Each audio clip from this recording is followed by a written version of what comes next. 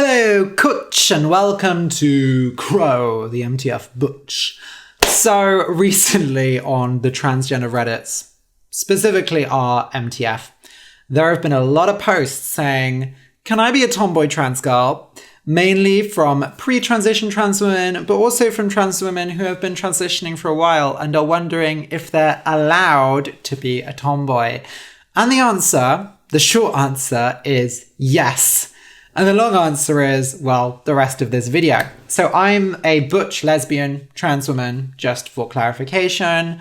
I realized I was trans in about 2014, and I've been on hormones for about 2.5 years.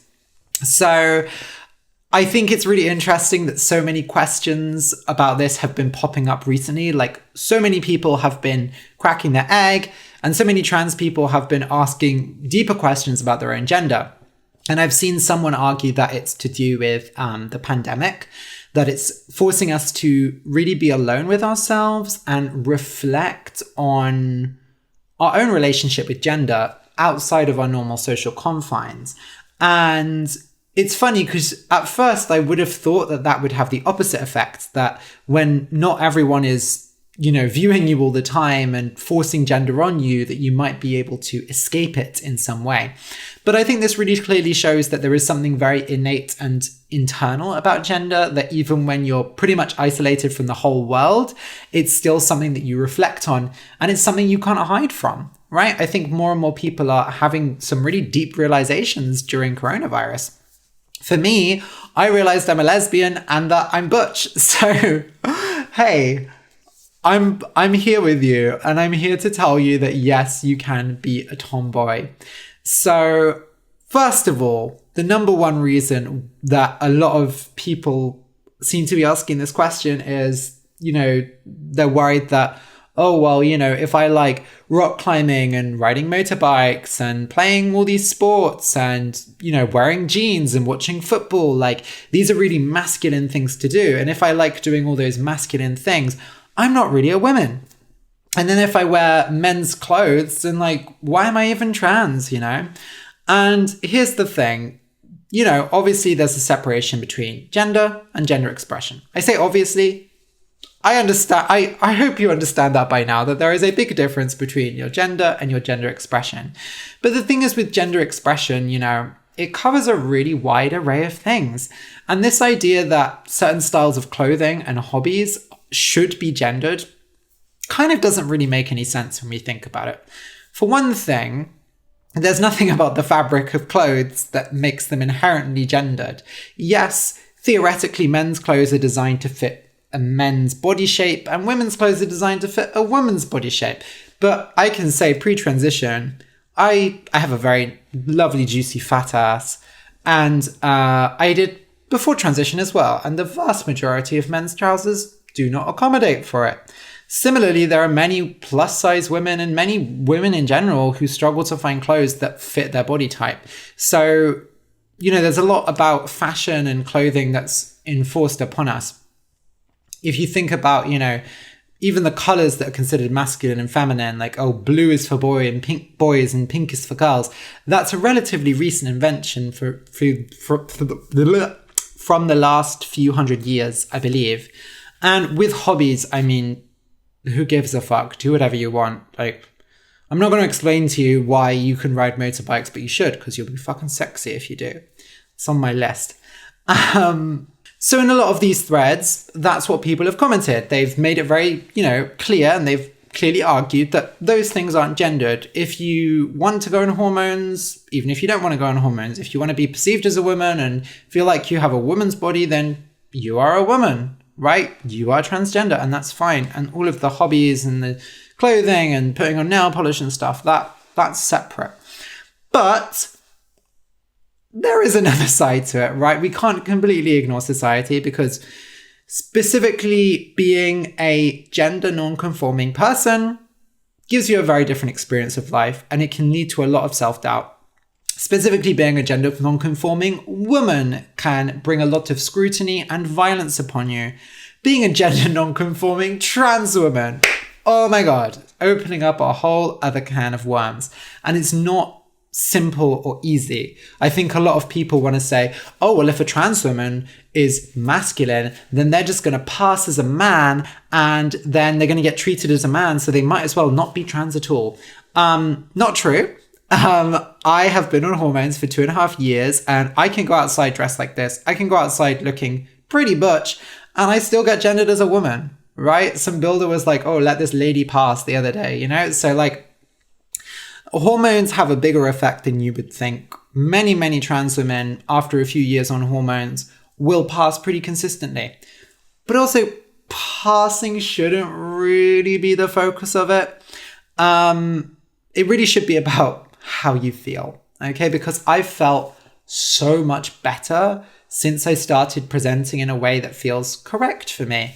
And it's something that I was always doing to a certain degree, right? I never really went like fully feminine with my presentation since I started transitioning. But now that I'm leaning into it, I'm enjoying it a lot. And there's clothes and stuff that before transition would have made me feel awful or just weird that now I love wearing, like men's underwear, like, I don't know, caps, stuff like that. It just fits me now and it feels fantastic. And I feel sexy and cool and butch, basically. I do seriously recommend you read this book, Stone Butch Blues by Leslie Feinberg. You can read it for free at lesliefeinberg.net. That's how her name is spelt. Or you can get the print copy off Lulu, print on demand. Specifically, it's about growing up as a butch woman in the 50s and 60s. And then the character later goes on to go on hormones for a bit, so testosterone, and then comes off, and I don't know, it covers like this person's life, and it's really like a piece of historical fiction. It's almost non-fiction in how accurate and revealing it is. And now you might be thinking, okay, so this is about a trans masculine person. Why is it that relevant to me as a trans feminine person?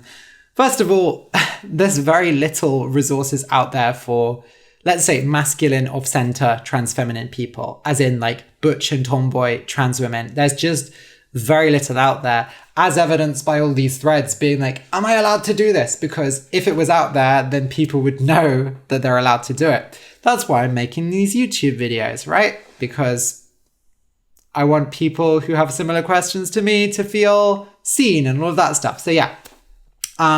So yes, it's a bit different, but it really shows what butch identity is. And I know it's not the same as being a tomboy, but I think for trans women, you know, the boundary between being tomboy and butch can be a bit fuzzy because we're trying to maintain this balance of dysphoria, but also presenting in a way that feels right for us. And I know probably a lot of the people writing these threads aren't going to feel that they're butch in the same way that I do, but I think it's still very useful stuff to examine. And this book, look, everyone should read this book, but generally, you, especially if you're questioning about this stuff, should read this book. So I'm going to quickly go through some reasons why you might be scared of being a tomboy and why I don't think you have to worry too much about it. So the first one I already mentioned is passing. Like I said, after a few years on hormones, you're probably going to pass semi-reliably. It's different for everyone, but also, I don't know, it's complicated. Like for me, if I'm outside and I get misgendered as a man, but I'm deliberately presenting that way, it feels kind of nice in a way. Like before it was accidental because, you know, people were just reading me as a cis dude. I think now, even if people see me as a man, they see me as a very gender non-conforming man. Like that man seems to have a suspicious amount of estrogen in his system. And that makes me feel kind of validated. Now that may not be the same for everyone, but equally, you can get away with a lot of tomboy fashion and still be read as a woman. You know, long hair, certain types of styling, certain colors, they do a lot for you. The next thing you might be worried about is not feeling like you're transgender. And I still go through this sometimes. I have days where I'm like, oh my God, am I secretly just a straight man? But what I remind myself is, you know, I didn't enjoy doing a lot of this stuff before I transitioned. I didn't enjoy wearing men's clothes in quite the same way until I transitioned. And it's made me really reflect on well, what makes me a woman and what does it mean to be a woman in general? And that's ultimately, as a trans woman or a trans feminine person, something that you have to consider and come to your own conclusions. Unfortunately, nobody can give you the answers for that. But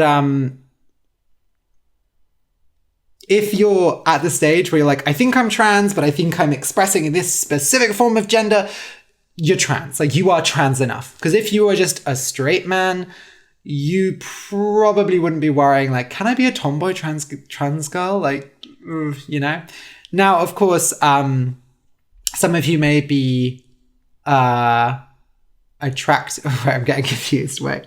Some of you may want to be tomboy trans women who are straight and like attracted to men. That's a bit more complicated, right? And I could definitely see the argument of like, oh my God, if I'm a tomboy, like, will straight men be attracted to me? You know, because obviously as a trans woman, there's a lot of issues there already with being seen as attractive by men. Now, I'm a lesbian, so I get to skirt around that issue. But I will say that, like, attraction is really varied, and a lot of straight men are very attracted to tomboyish girls, whether cisgender or transgender. And, you know, we have these really crazy standards of femininity, like this crazy stuff about makeup and wearing certain clothes. Men don't care about that stuff as much as women do generally. Like, a lot of men actually prefer women to wear less makeup. So if you're straight, it will be more challenging for sure. But also, there's always going to be someone who finds you attractive because, you know, attraction is just such a deeply human experience that I truly believe there is not a person who is not beautiful in someone else's eyes, you know? So I want to just finish here by giving you some resources to go off with, because I know how difficult it is to find this stuff. Believe me, I know.